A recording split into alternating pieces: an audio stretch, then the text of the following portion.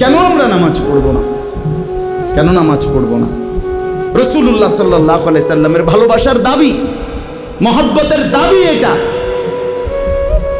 আল্লাহকে সিজদা করা।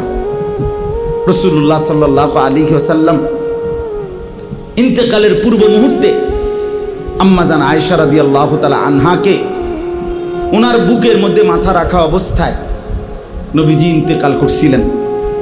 এই ইন্তেকালের পূর্ব মুহূর্তে হযরত জিবরাইল এবং আজরাইল দুইজন ফেরেশতাকে সামনে রেখে আল্লাহর নবী সাল্লাল্লাহু আলাইহি ওয়াসাল্লাম আম্মাজান আয়েশাকে বলছিলেন, আয়েশা, আমি চলে যাচ্ছি আমার মালিকের কাছে। যাওয়ার আগে তোমার মাধ্যমে আমার উম্মতের জন্য আখিরি নসিহত, আমার উম্মতের জন্য আমার শেষ কথা, আসসালাত আসসালাত আসসালাত।